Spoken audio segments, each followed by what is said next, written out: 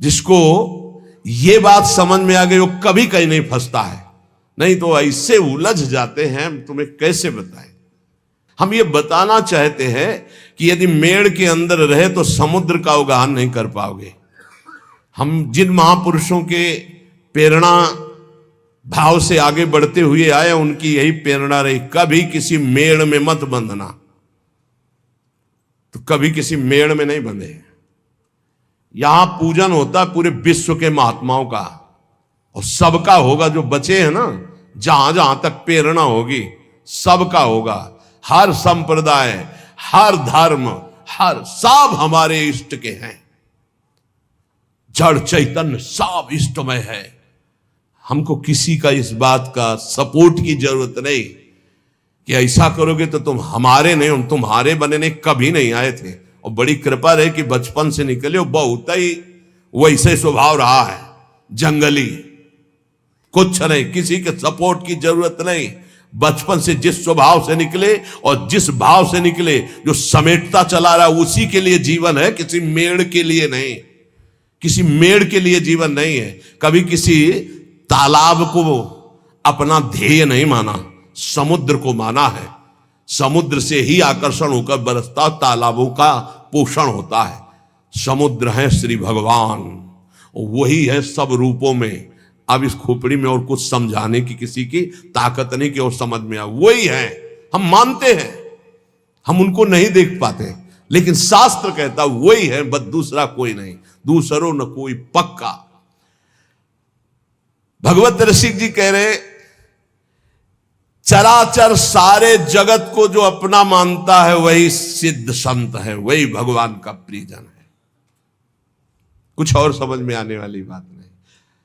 कौन हमारा नहीं। अब हमारे आचार्य की आज्ञा, ये क्रूरापि पापिनो, जो क्रूर है, पापी हैं, जो सताम संभाष्य, जो महापुरुषों से भाषण करने योग्य भी नहीं है, वो स्वराध्य बुद्धिर मम, मेरे राधा वल्लभ लाल है।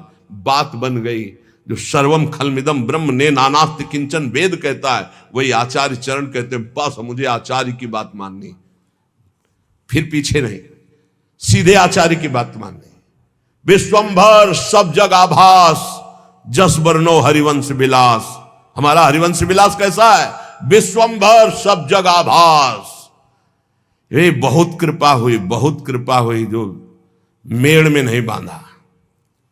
व्यास नंदन जगत आधार, जग मगत जग जस सब जग बंदनी, जग भय विहंडन, जग शोभा, जग संपदा, जग जीवन, सब जग मंडन, जग मंगल, जग उद्धरण, जग निधि, जगत प्रशंस, चरण शरण सेवक सदा सु, जय जय श्री हरिवंश। ये है स्वरूप, बोलो ये है स्वरूप। मेड़, दीवाले, लड़ाई झगड़ा, निंदा स्तुति कहां इसमें?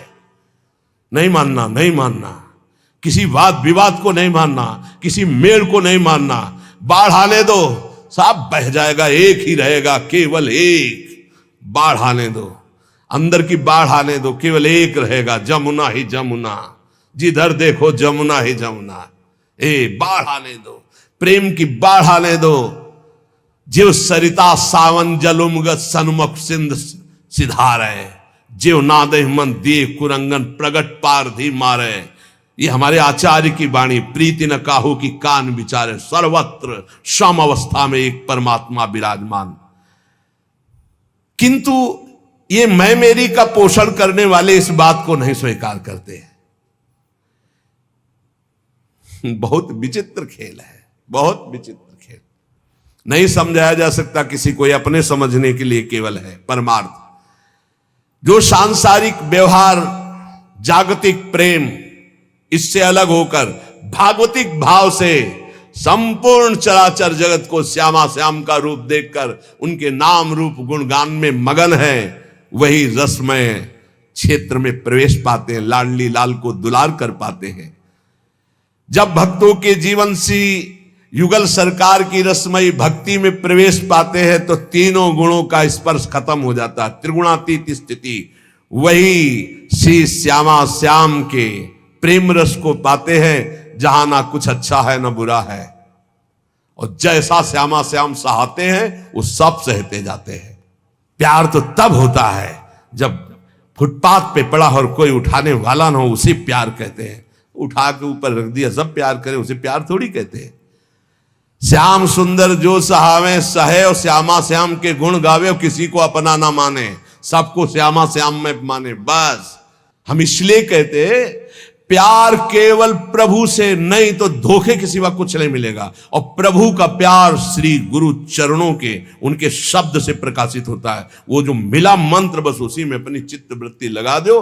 बाहरी व्यवहार तो सिर्फ स्वार्थ का व्यवहार होता है, स्वार्थ नहीं तो कोई पूछने वाला नहीं, कोई पूछने वाला नहीं। संसार का सच्ची बात मान लीजिए, अगर आपको हमारी बात कान तक पहुंच रही हो, हृदय तक पहुंच रही हो, तुम बहुत धोखे में हो जो लग रहा है कि तुम्हें कोई प्यार करता है।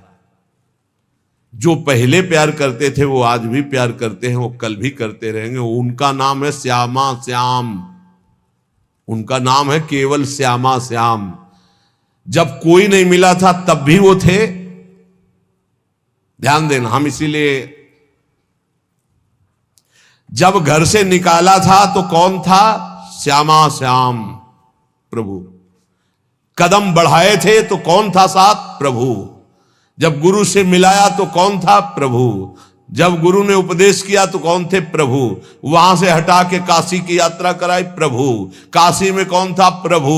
काशी से वृंदावन कौन लाया? प्रभु। वृंदावन में हाथ कौन पकड़ा? प्रभु। अब कौन चला रहा? प्रभु। जाना कहां है? प्रभु के पास। ये इनके सिवा और कोई नहीं है। कौन? प्रभु ही प्रभु। प्रभु से अलग कुछ दिखाई दे तो बस फिर नहीं मानना, फिर मैं मेरी का संबंध नहीं रखना। बस इसी बात से हटना है, इसी बात को काटना है कि कुछ मेरे पास है, इसको देखकर अगर दुलार किया जाता है तो मैं उसे प्यार नहीं मानता।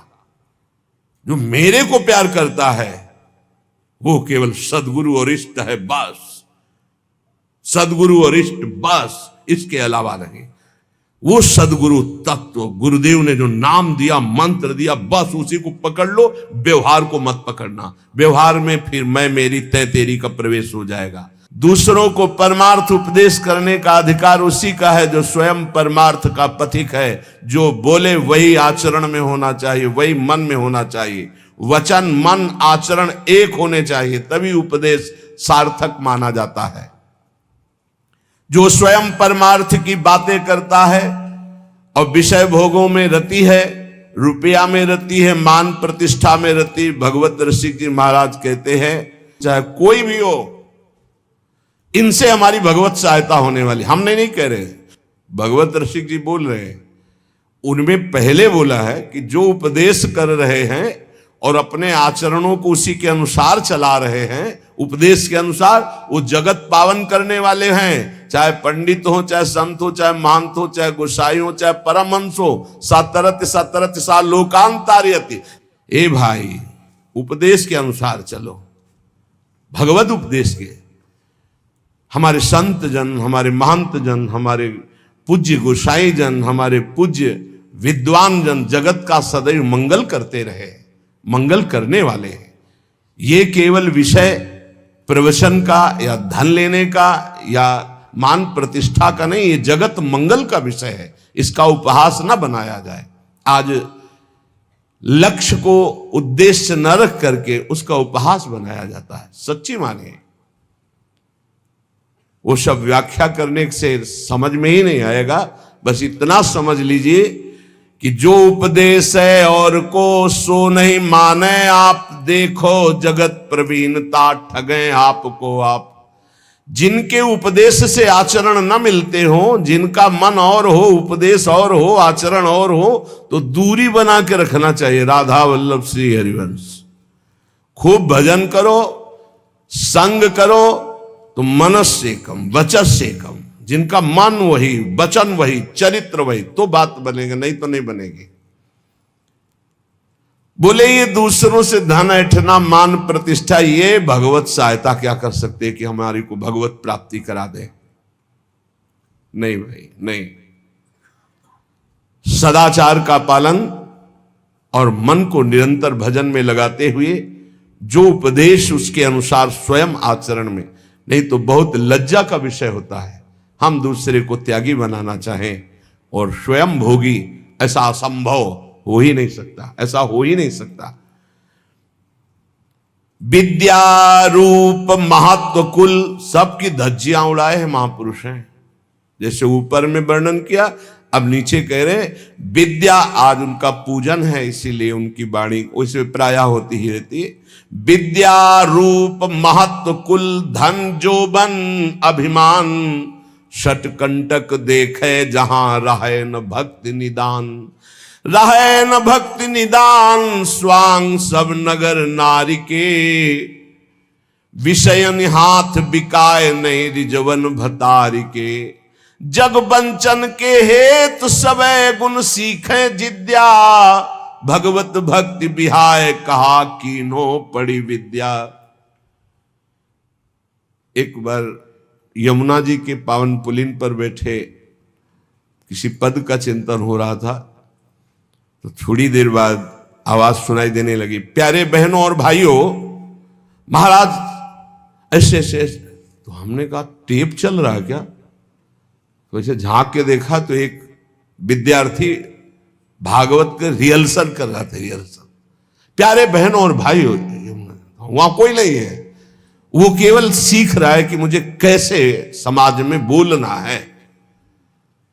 ये भगवत शास्त्र सीखने वाली चीजें नहीं। आप त्रिकाल संध्या कीजिए, खूब नाम जप कीजिए और भागवत का शुद्ध श्लोकों का गायन कीजिए। अपने आप भगवान सुखदेव जी आपके हृदय में बैठ करके भागवत का रहस्य विस्तारित करने लगे। अगर हमारा लक्ष्य बना धन, हमारा लक्ष्य बना कि समाज जोड़ करके वासनाओं की पूर्ति, तो इन शास्त्रों का रहस्य हम नहीं जान पाएंगे, नहीं जान पाएंगे। सच्ची मानिए, अपने किसी शिष्य को भागवत की शिक्षा नहीं दी भगवान व्यासदेव जी ने, रचना करके तब तक गुप्त रखा कि इसका अधिकारी चाहिए। जब देखा कि हमें भी आसक्त नहीं है मेरा पुत्र, तो बोले यही है अधिकारी श्रीमद् भागवत का।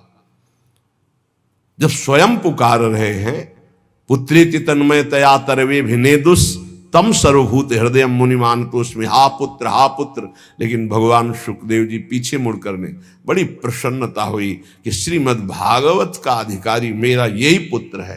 पर वो अनासक्त है, मेरा ही रूप लौट के नहीं देखा, अपनी मां का रूप नहीं देखा, तो ये रूप लीला का गान क्या करेगा? ये तो स्वयं बोध संपन्न है। सुकोहम वृक्षों से निकलने लगा तन्मयता में, तन्मयतया जीव ही तन्मयता, तो हर वृक्ष से निकलने सुकोहम, मैं सुखदेव हूं, मैं सुख। इतनी ऊंची स्थिति का ब्रह्मबोध संपन्न महात्मा काहे को भागवत याद करेगा? एक श्लोक रूप माधुरी का कान में पड़ा, बरहा पीडम नटवर बपू, आसक्त हो गए श्री सुखदेव जी। ऐसे श्री कृष्णचंद्र जी की रूप माधुरी गान करके, और पक्का श्रीमद् भागवत में इतनी सामर्थ्य है, हृदय से कह रहा हूं कि सांगो पांग पद्धति से एक बार सप्ताहिकी श्लोक कान में पड़ जाए 18,000, तो महापापी भी परम पद का अधिकारी हो जाएगा। इसका प्रमाण धुंधकारी स्वयं उसी में है कि धुंधकारी 7 दिन बिना कुछ खाए पिए